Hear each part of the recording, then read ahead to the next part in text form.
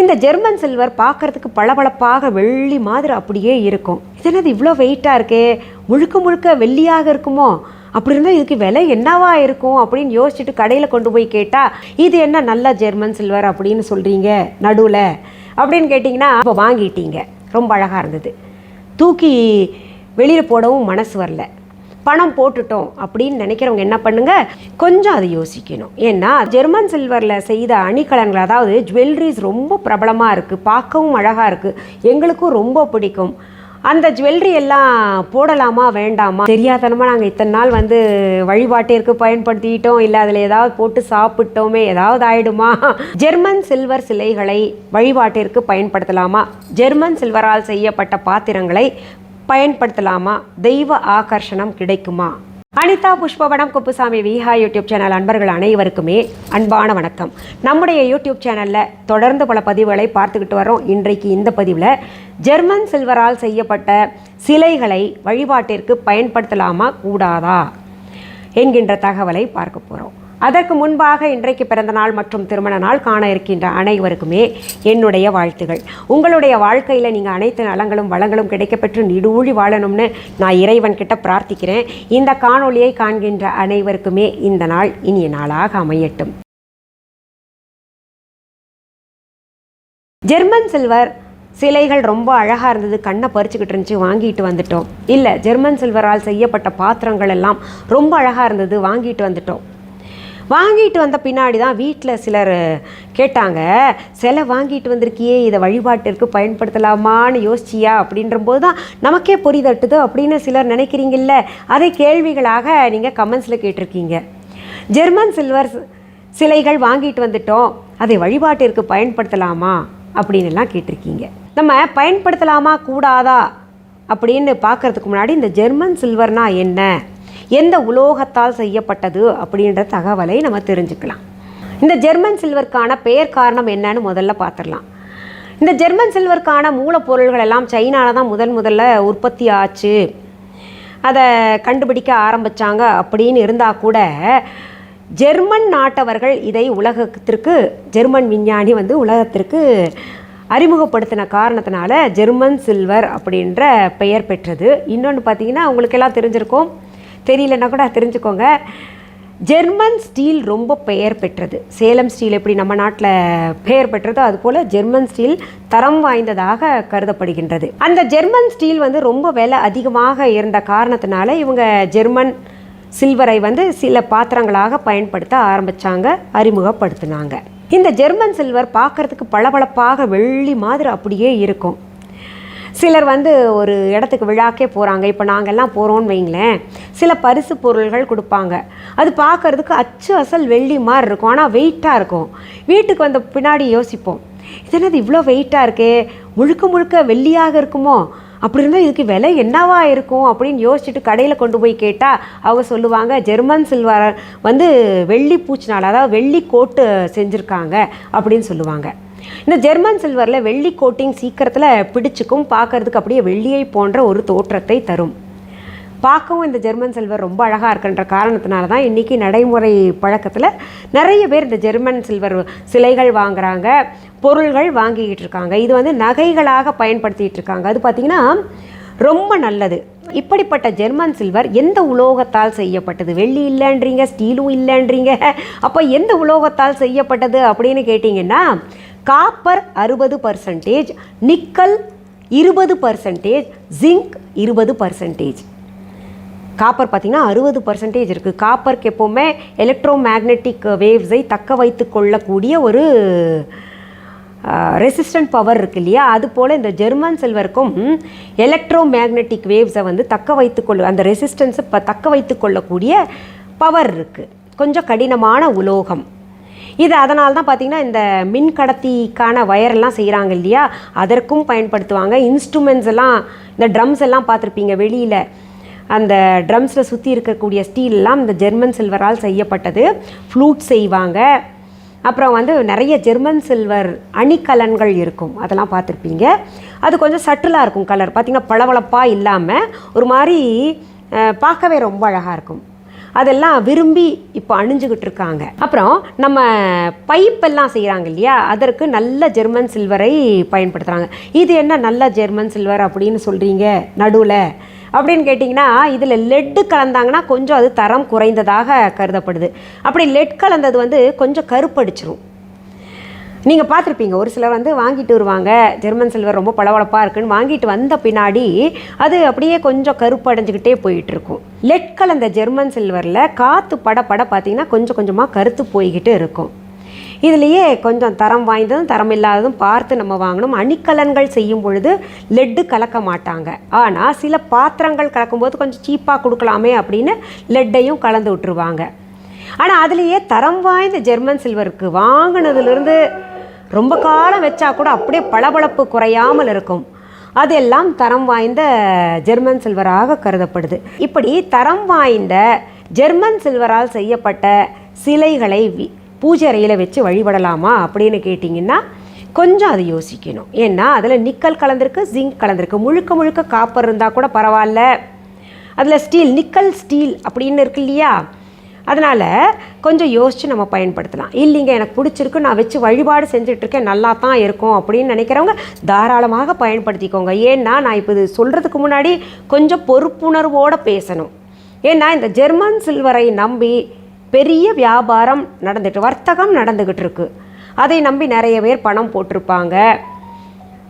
இப்போ நான் சொன்னதை கேட்டு 4 பேர் அதை வாங்காமல் தவிர்த்தீங்கன்னு வைங்களேன், பார்க்குற ஒரு சிலர் தவிர்த்திங்கன்னா கூட அப்படியே அது பரவலாக ஆனால் கூட அது கஷ்டம் இல்லையா, எத்தனை பேருடைய குடும்பத்தை பாதிக்கும். அதனால் குடும்பத்தை பாதிக்கும்ன்றதுனால நான் தவறான கருத்துக்களையும் உங்ககிட்ட சொல்ல மாட்டேன்.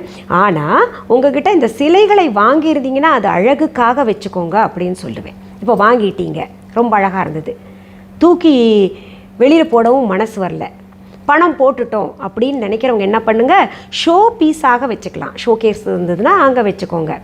ஏன்னா தெய்வத்தின் உருவத்திற்குன்னு ஒரு மதிப்பு இருக்கு இல்லையா, அதனால் ஷோகேஸில் வச்சுக்கலாம். நாங்கள் கூட நிறைய இடங்களுக்கு கச்சேரிக்கு போகும்போது ஜெர்மன் சில்வரால் செய்யப்பட்ட சிலைகள் மற்றும் வேறு பீகாக் ஸ்டாச்சு அந்த மாதிரிலாம் நிறைய பரிசு பொருள்களாக கொடுப்பாங்க, கொண்டு நாங்கள் ஷோகேஸில் வச்சுருக்கோம். இப்போ நான் ஒரு பதிவில் கூட உட்காந்து பேசியிருப்பேன். அதுக்கு பின்னாடி பார்த்திங்கன்னா பிள்ளையார், நல்லா இவ்வளோ பெரிய பிள்ளையார் ஜெர்மன் சில்வரால் செய்யப்பட்டது எனக்கு ஒரு கோயில் கச்சேரியில் கொடுத்தாங்க எங்களுக்கு. அதை கொண்டு அழகுக்காக வச்சுருக்கேன். அதை பார்க்கும்போதே ரம்யமாக இருக்குது. நீங்கள் என்ன பண்ணுங்கள், அந்த மாதிரி ஒரு நல்ல இடத்தை தேர்ந்தெடுத்து அந்த சிலையை வச்சுக்கோங்க. அது பார்க்கும்போது போகிறவங்க வர்றவங்க கண்ணில் படும்போது ரொம்ப ரம்மியமாக இருக்கும். வீட்டுக்கு யாராவது விருந்தினர் வந்தாங்கன்னா கூட ரொம்ப அழகாக இருக்குது அப்படின்னு சொல்லுவாங்க. ஆனால் வழிபாட்டிற்கு அப்படின்னு வரும்போது கொஞ்சம் தவிர்க்கிறதுக்கு பார்க்கலாம். ஏன் தெய்வ ஆகர்ஷணம் கிடைக்காதா அப்படின்னு கேட்டிங்கன்னா கிடைக்கும், ஆனால் முழுமையாக கிடைக்காது. சரி, அதனால் செய்யப்பட்ட பொருள்கள் எல்லாம் பயன்படுத்தலாமா அப்படின்னு கேட்டிங்கன்னா நல்ல சுத்தமான ஜெர்மன் சில்வரை நீங்கள் பயன்படுத்தலாம். ஆனால் நம்ம இந்த சூப் பவுலெல்லாம் வாங்கியிருந்தோன்னா சுட பாலோ இல்லை சூப்போ போட்டு அது பருகிறதுக்கு பயன்படுத்தாதீங்க. காப்பர் அதில் இருக்குது. பொதுவாகவே முழுமையான காப்பர் ஜக் மற்றும் காப்பர் சொம்பு, காப்பர் டம்ளர் இதெல்லாம் பார்த்திங்கன்னா நம்ம தண்ணி வைத்து குடிக்கிறதுனால உடம்புக்கு நல்லது. ஆனால் சமைக்கிறதுக்கு காப்பர் பாத்திரங்களை பயன்படுத்தக்கூடாது. அதே சமயத்தில் சூடான பொருள்களை அதில் போட்டு குடிக்கக்கூடாது. அது எதிர் விளைவுகளை சிலருக்கு ஏற்படுத்திவிடும். அதனால் அதை தவிர்க்கணும். இதில் காப்பர் இருக்கு இல்லையா, அதனால் நம்ம தவிர்த்து விடலாம். வாங்கி இருந்தீங்கன்னா அதில் நீங்கள் என்ன பண்ணலாம், மிக்சர் இல்லை வேறு ஏதாவது போட்டு, அதாவது இந்த சூடாக போடாத பொருள்கள் போட்டு சாப்பிட்டுக்கலாம். இல்லைன்னா அழகாக ஷோகேஸில் எடுத்து வச்சுக்கோங்க. ட்ரே இருந்ததுன்னா யாராவது வந்தாங்கன்னா போனாங்கன்னா அவங்களுக்கு தண்ணி கொடுக்கறக்கு இல்லை டீ டம்ளர் கொண்டு போய் கொடுக்கறக்கெல்லாம் பயன்படுத்திக்கோங்க. இந்த பதிவை பார்த்த பின்னாடி ஒரு சில கேள்விகள் உங்கள் மனசுக்குள்ளே வரலாம். இப்போது ஜெர்மன் சில்வரில் செய்த அணிகலன்கள், அதாவது ஜுவல்லரிஸ் ரொம்ப பிரபலமாக இருக்குது, பார்க்கவும் அழகாக இருக்குது, எங்களுக்கும் ரொம்ப பிடிக்கும். அந்த ஜுவல்லரி எல்லாம் போடலாமா வேண்டாமா, எது உண்மை எது பொய்ன்னு தெரியாமல் எப்படி போடுறது அப்படின்னு கேட்டிங்கன்னா, பொதுவாகவே ஜெர்மன் சில்வரால் செய்யப்பட்ட இந்த அணிகலன்கள் நகை இருக்கு இல்லையா, அது தரம் வாய்ந்ததாகத்தான் தேர்ந்தெடுத்து செய்வாங்க. ஆக்சிடைஸ்டு அப்படின்னு இருக்கும். அது ஒரு மாதிரி பளபளப்பாக இல்லாமல் தரம் வாய்ந்த ஜெர்மன் சில்வரால் செய்யப்பட்ட அணிகலன்கள் மட்டுமே தான் கடையில் விற்பனைக்கு கிடைக்கும் உங்களுக்கு. அதனால் நீங்கள் அதை பற்றியெல்லாம் பயப்படாதீங்க. ஏன்னா அது ரொம்ப காலமாக நிறைய பேர் போட்டுக்கிட்டு இருக்கிறாங்க, எந்த ஒரு பக்க விளைவையும் ஏற்படுத்தலை. இதில் ஒரு சிலர் கேட்கலாம், தெரியாதனமாக நாங்கள் இத்தனை நாள் வந்து வழிபாட்டிற்கு பயன்படுத்திக்கிட்டோம், இல்லை அதில் ஏதாவது போட்டு சாப்பிட்டோமே ஏதாவது ஆகிடுமா அப்படின்ற ஒரு கேள்வியும் கேட்பீங்க. உங்களுக்கு இது வரைக்கும் ஒன்றும் ஆகலைல்ல, இனிமேலும் ஒன்றும் ஆகாதுன்னு நினச்சிக்கிட்டு அது இல்லை, அந்த ஜெர்மன் சில்வர் வந்து தரம் வாய்ந்ததாக இருக்குதுன்னு நினச்சிக்கோங்க, அவ்வளோதான். ஆனால் வந்து கொஞ்சம் குறைவாக பயன்படுத்துகிற மாதிரி பார்த்துக்கோங்க. அடுத்தது ஒரு கேள்வி உங்கள் மனசில் எழலாம், நாங்கள் வழிபாட்டிற்காக தான் ஜெர்மன் சில்வரில் தட்டு வாங்கினோம், பவுல் வாங்கினோம், அதில் பிரசாதம் எல்லாம் வைக்கலாமேன்னு வாங்கினோம், பழங்கள் வைக்கலாமேன்னு. நீங்கள் என்ன பண்ணுங்கள், வாங்கியிருந்தீங்கன்னா அதை பயன்படுத்திக்கோங்க. அது மேலே ஒரு வாழை இலை விரிச்சுக்கோங்க, இல்லாட்டி தையல் இலை இருக்கு இல்லையா, அது மேலே விரிச்சுக்கோங்க. அப்படி இல்லைன்னா யூஸ் அண்ட் த்ரோ பிளேட் வச்சுக்கிட்டு அதில் நீங்கள் பிரசாதத்தை வச்சுக்கோங்க. ஏன்னா ஆசையாக வாங்கிட்டீங்க, அதனால் நான் சொன்னது போல் பயன்படுத்திக்கோங்க. நேரடியாக அதில் சமைத்த உணவை வைத்து சாப்பிடாதீங்க, டாக்ஸிக் ஆகிடும். இந்த பதிவில் ஜெர்மன் சில்வர் பற்றி நான் சொன்னதில் சில புரிதல்கள் உங்களுக்கு ஏற்பட்டிருக்கும். இந்த பதிவை உங்களுடைய ஃப்ரெண்ட்ஸ் ரிலேட்டிவ்ஸ்க்கெல்லாம் ஷேர் பண்ணுங்கள். மறக்காமல் என்னுடைய யூடியூப் சேனலை சப்ஸ்கிரைப் பண்ணிக்கோங்க. பக்கத்தில் கோவில் மணி போன்ற இருக்கின்ற பெல் ஐகான் பட்டனில் ஆல் என்கின்ற ஆப்ஷனை தொட்டு விடுங்க. அப்போ தான் நான் பதிவு போடுற எல்லா வீடியோஸும் உங்கள் பார்வைக்கு வந்து சேரும். இப்போது நம்ம விஹா ஆன்லைன் பற்றி சொல்கிறேன். விஹா ஆன்லைன் என்பது எங்களுடைய ஆன்லைன் ஷாப். இதுவரைக்கும் யாராவது Viha online shopping app download பண்ணலன்னா உடனே தம்ப்நெயிலில் கொடுக்கப்பட்டிருக்கின்ற விஹா ஆன்லைன் என்கின்ற ஸ்பெல்லிங் பார்த்துட்டு டெக்ஸ்ட் பண்ணுங்கள், டவுன்லோட் பண்ணிக்கோங்க. டிஸ்கிரிப்ஷன் பாக்ஸ்லேயும் விஹா ஆன்லைன் ஷாப்பிங் ஆப்கான லிங்க்ஸ் தரப்பட்டிருக்கு, அதை பார்த்து டவுன்லோடு செஞ்சு வச்சுக்கோங்க. இது தவிர viha.online என்கின்ற இ-காமர்ஸ் வெப்சைட்டும் நாங்கள் நடத்திக்கிட்டு வர்றோம், அதையும் போய் பாருங்கள். அதில் நிறைய பூஜை பொருள்கள், அனைத்து விதமான பொருள்களும் நீங்கள் கேட்டு நான் அதில் விற்பனைக்கு இடம்பெற செய்துக்கிட்டு இருக்கிறேன். பொருள்களை நேரில் பார்த்து வாங்கணும் அப்படின்னு நினைக்கிறவங்களுக்கு சென்னை ராஜா அண்ணாமலைபுரத்தில் எங்களுடைய விஹா ஸ்டோர் வச்சுருக்கோம். அதற்கான phone number, address viha.online e-commerce வெப்சைட்டில் மற்றும் விஹா ஆன்லைன் ஷாப்பிங் ஆப்லையும் இந்த டிஸ்கிரிப்ஷன் பாக்ஸ்லையும் தரப்பட்டிருக்கு, அதை பார்த்து தெரிஞ்சுக்கோங்க. இது தவிர நாங்கள் வெளியூர்லேருந்து வர்றோம், எங்களுக்கு சரியாக சென்னையே தெரியாதுங்க, எப்படி வர்றது அப்படின்னு கேட்குறவங்களுக்காக கூகுள் மேப்ஸில் போயிட்டு விஹா ஷாப் சென்னை ராஜா அண்ணாமலைபுரம் அப்படின்னு டெக்ஸ்ட் பண்ணிங்கன்னா உங்களுக்கு கூகுள் மேப் அழகாக கைட் பண்ணி கொண்டு வந்து எங்கள் கடையில் சேர்த்து விட்டுடும். இதில் இன்னும் சில முக்கியமான செய்திகளை சொல்கிறேன். எங்களுடைய விஹா கடைக்கான கிளைகள், அதாவது பிரான்ச்சஸ் வேறு எங்கேயுமே கிடையாது. உங்கள் ஊரில் அல்லது உங்கள் நாட்டில் விஹா கடை தாங்க இது, இல்லை விஹா ஷாப்லேருந்து வாங்கிட்டு வந்தால் பொருள்கள் எங்கள் கடையில் விற்பனைக்கு கொடுத்துக்கிட்டு இருக்கோம் அப்படின்னு சொன்னாங்கன்னா அது முற்றிலும் தவறான செய்தி. ஏன் இதை திரும்ப சொல்லிக்கிட்டு இருக்கேன் அப்படின்னு கேட்டிங்கன்னா, இது போல போலித்தனமானவைகள் உருவாகிக்கிட்டு என் காதுக்கு வர்றதுனால தான் திரும்ப சொல்லிக்கிட்டு இருக்கேன். அதை வந்து நாங்கள் சரி பண்ணிக்கிட்டு தான் இருக்கிறோம். இன்னும் சில முக்கியமானது என்னென்னா, எங்களுடைய viha.online இ-காமர்ஸ் வெப்சைட் தவிர, எங்களுடைய விஹா ஆன்லைன் ஷாப்பிங் ஆப் தவிர எங்களுடைய பொருள்கள் வேறு எந்த இ-காமர்ஸ் வெப்சைட்லேயோ வேறு எந்த ஷாப்பிங் ஆப்லையும் கிடைக்காது. இதில் தெளிவாக இருங்க. என்னோடதுன்னு நினச்சிட்டு வேறு எங்கேயாவது பேர் பார்த்துட்டு, அதாவது பேர் ப்ரொனவுன்சியேஷனுக்கு ஏற்ற மாதிரி மாறுபடும் இல்லையா, பார்த்துட்டு என்னோடதுன்னு நினச்சிட்டு வாங்கிக்கிட்டு அந்த பொருளில் பலன்கள் கிடைக்கல, இல்லை அந்த பொருள் நல்லா இல்லைன்னா என்ன நீங்கள் திட்டக்கூடாது இல்லையா, நீங்களும் ஏமாறக்கூடாது இல்லையா.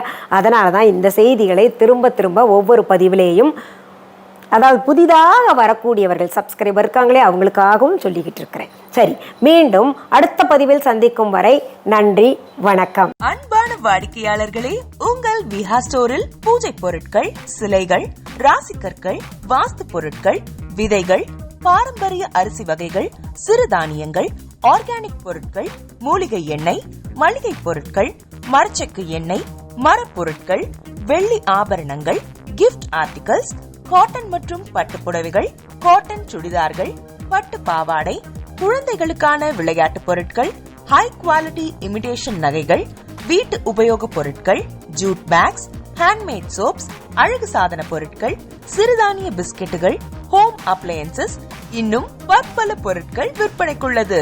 விஹா ப்ராடக்ட்களை நீங்கள் வாங்க விரும்பினால் அது எங்களுடைய viha.online வெப்சைட் மற்றும் சென்னை ராஜா அண்ணாமலைபுரத்தில் உள்ள எங்கள் விஹா ஸ்டோரில் மட்டுமே கிடைக்கும் என்பதை தெரிவித்துக் கொள்கிறோம். வேறு எந்த ஆன்லைன் வெப்சைட்களிலும் விஹா ப்ராடக்ட்கள் விற்பனைக்கு கிடையாது என்பதை நீங்கள் கவனத்தில் கொள்ள வேண்டும். எங்கள் விஹா ஸ்டோரின் விலாசத்தை கண்டறிய கூகுள் மேப்ஸில் விஹா ஸ்டோர் என்று டைப் செய்தால் வழியை கண்டறியலாம். www.viha.online வெப்சைட்டிலும் விஹா ஸ்டோரின் அட்ரஸ் உள்ளது.